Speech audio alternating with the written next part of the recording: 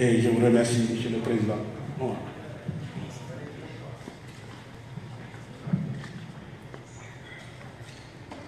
Salaamaaleykum mbooloo mi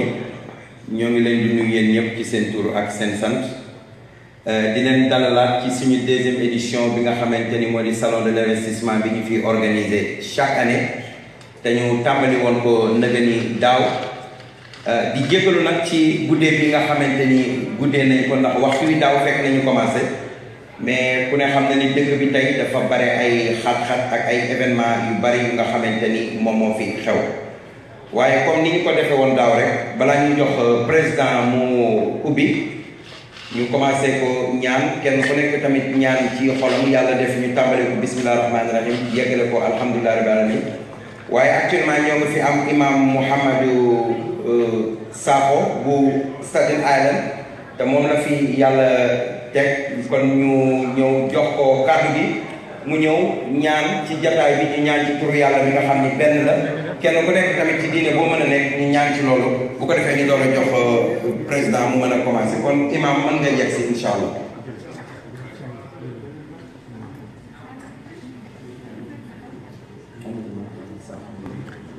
Ça, c'est l'honorable député Thierno Bocoum qui est en train de venir et bientôt, c'est l'imam Sakho qui va prier au nom de la communauté musulmane. Et comme l'a dit M. Madiaw, c'est que chacun pourra... Comme cela, man nag dañu xaw bett tuuti wante ñaan doon du bett maa ngi nuyu ñëpp di ziar ñëpp di leen dalal di rafetlu tabarakallahu initiative bi di ñaan suñu borom ci barke yonent sallallahu alayhi wa sallam dimbale ñu dugg ci bismillah rahman rahim te mu def ko a very fruitful event and ask him subhanahu wa ta'ala to make it easy for all of you to find what you're looking for. mu nekk njëriñu Sénégal ak Sénégalais yi nekk fii ak feneen ñu jàng benn fatiha ñetti salaatul fatihi juróom-ñeenti yàlla xiif bi niyyati qadaa'i jamii'i haaji bi niyyati najaahi haadihi al-muhimmati bismillaahi rahmaani rahiim alhamdulillaahi rabbil aalamiin iyyaaka na'budu wa iyyaaka nasta'iin Amin. ihdinas siraatal mustaqiim siraatal laziina an'amta alayhim ghayril maghduubi alayhim wa lad-daalliin صل على سيدنا محمد صل على سيدنا محمد الفاتح لطيف لطيف اللهم صل على سيدنا محمد صلاة تنجينا بها من جميع الأهوال والآفات وتقضي لنا بها جميع الحاجات وتطهرنا بها من جميع السيئات وترفعنا بها عندك على الدرجات وتبلغنا بها أقصى الغايات من جميع الخيرات للحياة وبعد الممات وتفتح لنا بها أبواب العلوم والخيرات والرضا والتيسير وتغلق عنا بها أبواب الفتنة والفقر والكسل والجهل والتعسير وتكون لنا بها وليا ونصيرا أنت ولينا ومولانا ونعم المولى ونعم النصير سبحان ربك رب العزة عما يصفون وسلام على المرسلين والحمد لله رب العالمين آمين. waaw jërëjëf imam Sakho ñu ngi nuyu tamit di ziar kilifa yi fi nekk yëpp imam Mohamed Lamine Cissé ñu ngi koy ziar moom it bu baax ak Serigne Oumar Karaw Niass ñu ngi lay ziar yow tamit bu baax mbokk yi comme ni ñu ko waxee woon léegi rek dañuy jox ki nga xam ne moom moo di Pape Ibrahima Sow nga xamante ni moom moo di président association des Sénégalais d'Amérique mu dalal gan yi ñu ngi nuyu suñu gan yu baax yëpp nga xam ne ñoo ngi jóge bitim réew ñu jóge réew Sénégal ñu ñëw fii bu ko defee ñu jox ko moom mu tàmbali bu ko defee ñu doon ñëw ci nga xam ne moom moo des ci programme bi kon président mën nga ñëw jël parole président Ibrahima Sow vous avez la parole.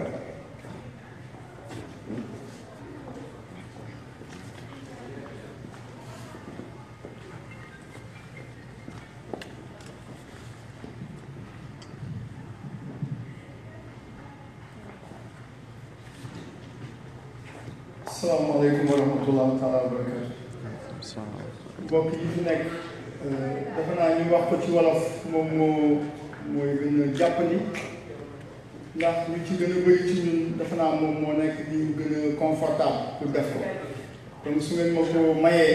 ñu def tàmbali bi ci wolof bi nga xam ne moom la ñu gën a bëgg gën a dégg bëggoon rek tàmbali ji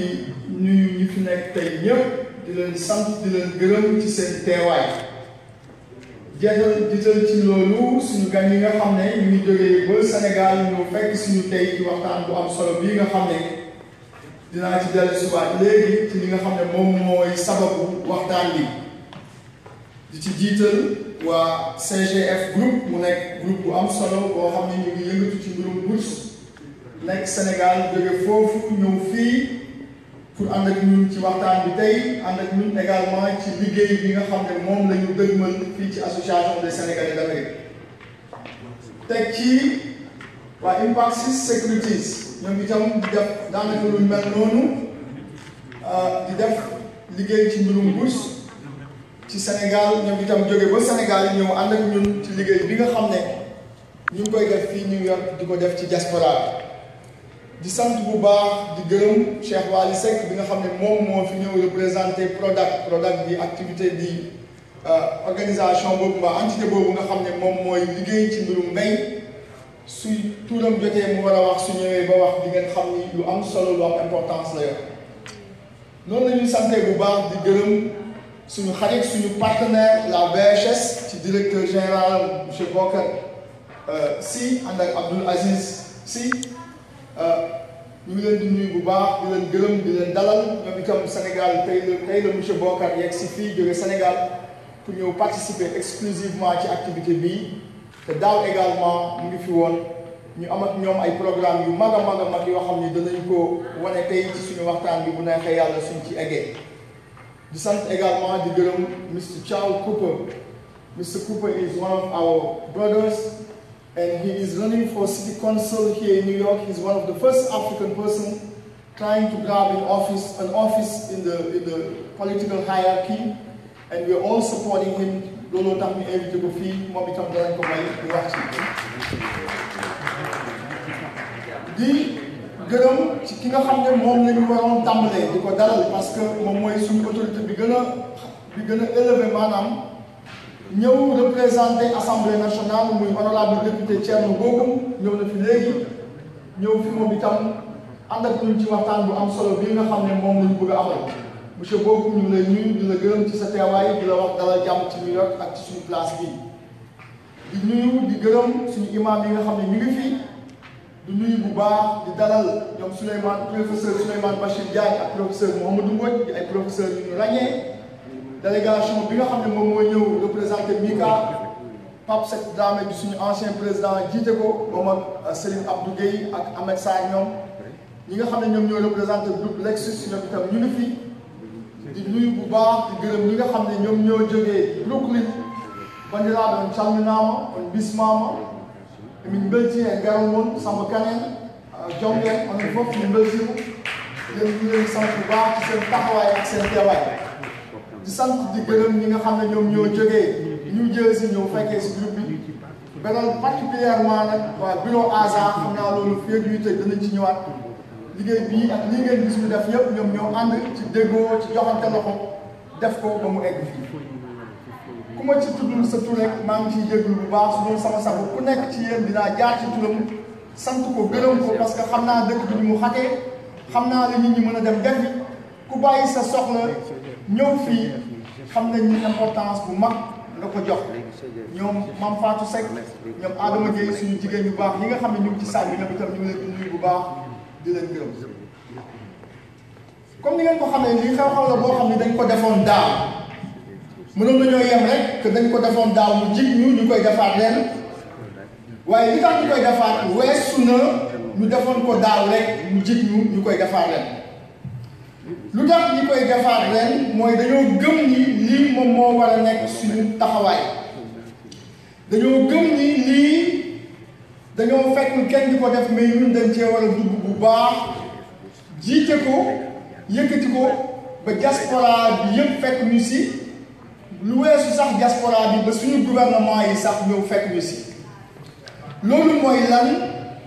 loolu mooy sénégalais yi nga xam ne ñoom ñoo nekk bitim réew rawatina ñi nga xam ne ñoom ñoo nekk États-Unis naam dugal nañu seen loxo la bu baax ci tabax dëkk bi parce que ku nekk umpale wuloo xaalis bi nga xam ne sénégalais yi ñu ko yónnee weer bu nekk ku nekk umpale wuloo ni ñu activé ci tabax kër waaye ñu ne bëgg nañu def lu raw loolu li ñu bëgg def lan la mooy dugal seen loxo ci lu baax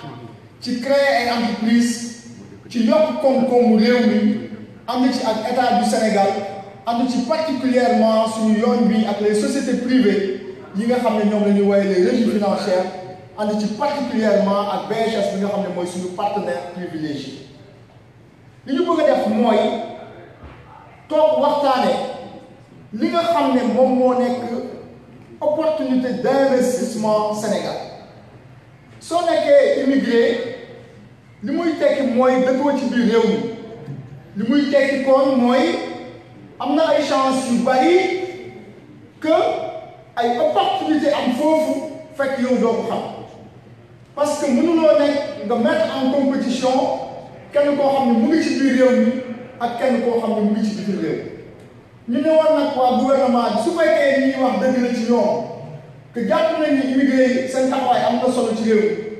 bëggoon nañu ñu ñëw ñu wax ñu ku bëgg a investir Sénégal ci lan nga mën a investir ñu ngi fay dégg pétrole ñu ngi fay dégg gaz naturel ñu ngi fay dégg or ñu ngi dégg ni agriculture bi lu am solo la ñu bëggoon ñu dimbali ñu ci ñun ñu dimbali leen loolu li ñu koy defee mooy ñu ñëw présenté ñu ku bëgg a investir ci réew mi nan nga koy defee ci yan yoon ngay jaar lan moo nekk garantie de sécurité yi nga xam ne soo ci dugalee sa alal wóor na la ni dina am fu muy jaar ba indil la koom-koom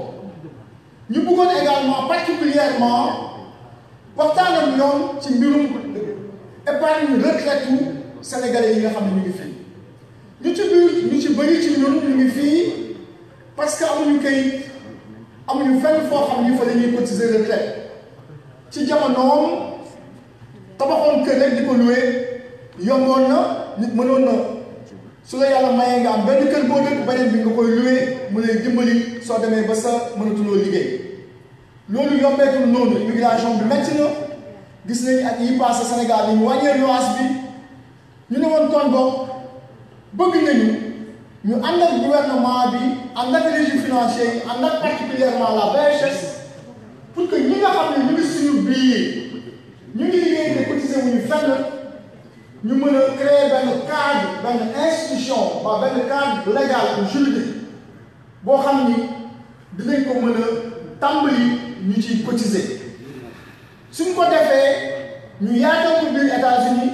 suñ ko defee ñu yaatal ko ci biir diaspora bi alal boobu ñu ciy dajale mën na nekk alal boo xam ne mën na dimbali Sénégal bu baax ci li nga xam ne moom la ñu wax ni moom lañ ko bëgg a tabax ci ak ñuy jóg kon boog loolu ci gàttal moom moo nekk li nga xam ne moo ñu dajale tey li ñu dajale tey mooy ñun ñu jóg tànku taxaw dugal suñu loxo ci tabax suñu réew moo xam dañu cee invité moo xam invité wuñu ci ñu ngi ci réew yoo xam ne ñoo gën a développé ci àddina bi gis nañ ñu leen tabaxee ñu ci bëri ci ñun ci ay entreprise yu mag mbaa ci ay firme yu am importance mbaa ci ay administration yu mag lii nga xam ne jàng nañ ko fi li nga xam ne gis nañ ñu ko fii doxalee ñu ne nañu ànd ak suñu gouvernement réew nañu ànd ak les régies financières les entreprises yi nga xam ne ñoo fa nekk di jaay ay action di jënd di jaay ay titres di jaay ay obligation ñu seet ku bëgg a investir tey te nekkul rek kër nga bëgg a jënd ci lan leneen nga mën a investir moo xam ci domaine gouvernement bi la moo xam ci domaine privé bi kon boog ci gàttal loolu la di leen sant di leen gërëm ci seen déglu di leen sant di leen gërëm ci seen ñëw di dellu di sant bu baax suñu mbokk ñii nga xam ne ñu ñoo nekk ndoo États-Unis ñu jóge ci ay dëkk yu sori ku ci mel ni Ousmane Ndoye jóge ba Denver Colorado ku ci mel ni Alfousseyni Ba jóge ba nu mu tudd encore Detroit jóge ba foofu ñëw parce que lii daf leen soxal ñu ñëw pour participer ci ñi fi nekk ñi nga xam ne tudduma seen tur di beral particulièrement un remerciement le mouvement des jeunes de Lazare gis ngeen léegi seen taxawaay gis ngeen liggéey bu rafet ak setup bi nga xam ne ñoo ko def loolu itam nañ ci dellu soit ñu ngi leen di sant di leen gërëm ci déglu bi bëggoon invité professeur Souleymane Bachir Diagne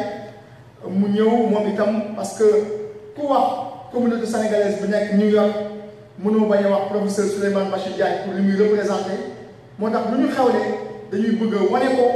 bëgg également am saafonteeg mbokk yi mu am tuuti lu mu ci wax ñu invité professeur Souleymane Bachir Diagne mu ñëw wax ci tuuti balaa ñoo continuer waxtaan. Merci président. Monsieur le professeur Souleymane Bachir, vous avez la parole. Merci infiniment et merci, Monsieur le Président. Vous avez toujours manifesté une très grande générosité à mon endroit. Voilà à nouveau un exemple de cette générosité et je vous en remercie. Je suis une des voix parmi les multiples voix de Lazare. Je suis un compagnon de route de ce qui se fait à Lazare et je suis particulièrement heureux d'avoir l'occasion de saluer notre honorable député qui rehausse de sa présence notre rencontre ici, de vous saluer, Monsieur le Président, de saluer tous nos autres qui sont venus du Sénégal et qu'ils soient parmi les officiels ou qu'ils soient dans le secteur public ou le secteur privé. Vous l'avez dit, Monsieur le Président, nous nous sommes réunis exactement dans les mêmes circonstances et en gros avec les mêmes acteurs il y a 1 an de cela. Et c'est aujourd'hui que nous réitérons cette rencontre qui est devenue une rencontre, à mon avis, capitale entre le secteur économique et financier de notre pays, les officiels de notre pays et les Sénégalais de l'extérieur que nous représentons. C'est important pour une raison que vous venez de souligner, Monsieur le Président. C'est que le Sénégal est riche de sa diaspora. Il est déjà riche de sa diaspora et il est potentiellement infiniment plus riche qu'il ne l'est aujourd'hui de sa diaspora. Si nous nous rendons à l'évidence, nous sommes un pays de l'immigration. Et il faut que cet état de choses nous soit bénéfique et il faut que cet état de choses nous le transformions en une richesse. Et c'est le but d'une rencontre comme celle que nous organisons. Vous l'avez dit, Monsieur le Président, ceux qui sont des Sénégalais installés à l'extérieur, dans plusieurs pays, en particulier aux États-Unis où nous nous retrouvons, ceux qui sont là en suivant des trajectoires diverses et variées, qui sont là à plusieurs titres, sont tous fortement attachés à notre pays et sont soucieux d'investir leur énergie, leur capacité intellectuelle, leur capacité financière et économique dans le développement de notre pays. Il s'agit simplement de savoir quoi faire et comment le faire. Et il est heureux que nous ayons, à intervalles réguliers, périodiquement chaque année, ces rencontres qui nous permettent de répondre à ces questions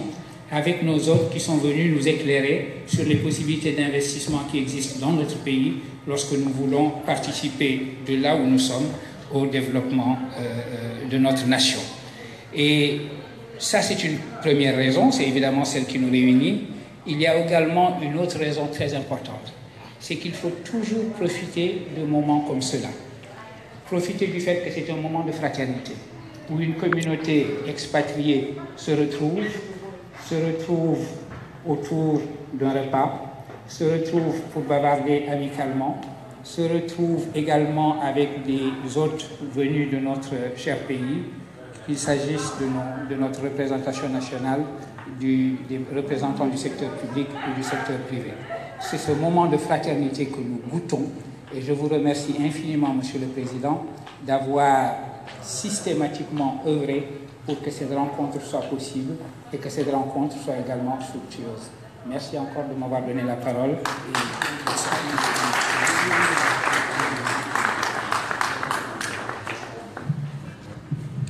mbokk yi ñoo ngi jégalu dañ fi am benn gan mu ñëw fi jóge ci Sénégal mu di monsieur Thierno Bocoum bu parti Rewmi moom tamit ànd ak délégation bu mag yam ci programme bi waaye nag muy député à l'Assemblée nationale fa nga xamante ni fa la maanaam mbootaayu askan wi toog kon nag moom la ñuy dugal ni léegi jox ko mu def allocution bu pare ñu door a continuer programme bi kon monsieur Thierno Bocoum kaay nga jël parole bi s'il vous plaît gars yi ngeen may ko loxo.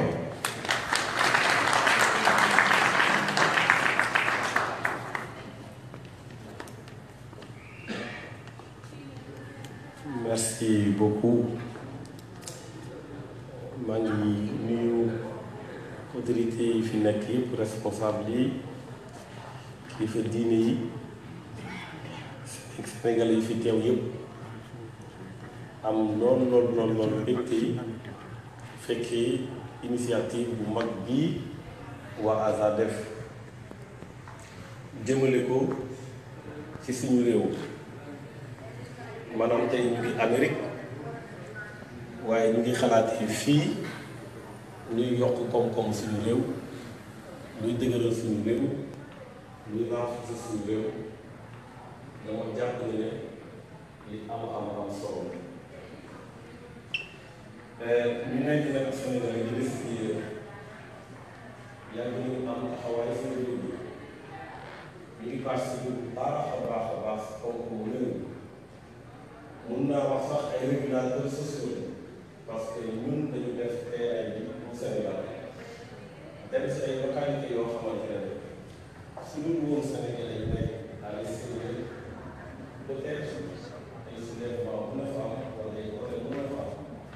ndax ñoo fay doon ali ñoo fay def courant ñoo fay def ndox ñoo fay parfois tabaxal ay talibaay école wala ay dispensaire wala centre de santé waaw léegi su ñëwee rek dañu yónni xaalis mu doon man financier bu mag a mag a mag mu doon lu yokk si comme réew mi jaar na tey ñu nekk ay acteurs si biir réew mi mën fi dafa investir mën fi dafa jëlee mën di participer activement si développement bi comme ko président Assa waxee ñuy rafetlu bu baax liggéeyam ñu mën ñoom par rapport ak expérience bi ñu am fii si dëkk yi ñu liggéey mën ko appliquer si réew donc lii ngeen sumb tey dañu tombé si dañ jàpp ne lu rafet te wax dëgg yàlla suñu taxawaay assemblée nationale lépp loo xamante ne mën nañ ko def te ñu jàppale leen si liggéey bii ngeen def parce que jàppale leen mooy jàppale Sénégal leen si taxaw bu baax a baax en tout cas maa leen di gërëm bu baax di leen sant. Café Touba. Merci, l'honorable député. Nous allons commencer les travaux de cette nuit. Quelques rappels. Je vous souhaite tous la bienvenue à la deuxième édition du salon de l'investissement de l'association des Sénégalais d'Amérique. Aujourd'hui, le président l'a dit en wolof, l'épargne financière, la manne financière des immigrés, on n'en discute plus l'importance. Certains même l'évaluent plus de l'aide publique au développement du Sénégal. Aujourd'hui, le salon que vous avez devant vous est un salon d'une importance capitale. Parce que on appelle les Sénégalais d'Amérique et les immigrés vers de nouveaux chantiers, à savoir l'investissement des Sénégalais d'immigrés. J'espère que toutes celles et ceux qui ont eu le temps, qui ont entre-temps le long voyage, ont pu se reposer pour rejoindre dans cette nuit, afin de pouvoir participer à ce salon-là. Sur un sujet hautement pertinent pour notre devenir commun, c'est-à-dire le renouveau économique de l'Afrique et l'investissement des immigrés. Une rencontre entre les Sénégalais d'Amérique et les pôles d'investissement public et privé au Sénégal et en Afrique. Et pour nous en tenir de ces sujets-là, nous avons des experts, des professionnels dans leur domaine, à savoir la CORDAC, la BHS, CGF Bourse et CGF Gestion, Impaxis et la BHS, notre partenaire historique. Le programme de ce soir, on a deux sessions. On va laisser les présentateurs faire leurs exposés et après on a une session de questions-réponses. C'est comme ça que la nuit va se passer. Et je vous remercie. Pour commencer, on va introduire M. Cheikh Wali Seck, PRODAC, le programme national des domaines agricoles. Je vous rappelle, M. Seck, vous avez la parole. Comme vous voulez.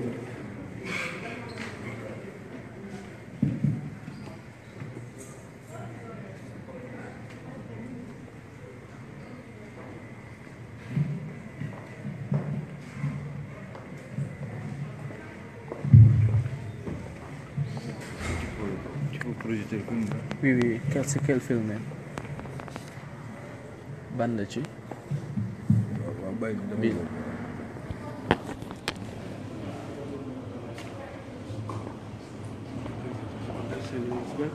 Yes.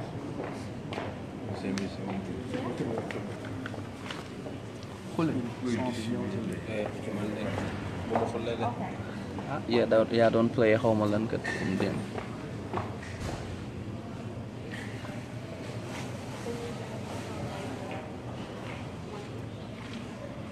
And the tech guys out? No, it's fully need to stop actually.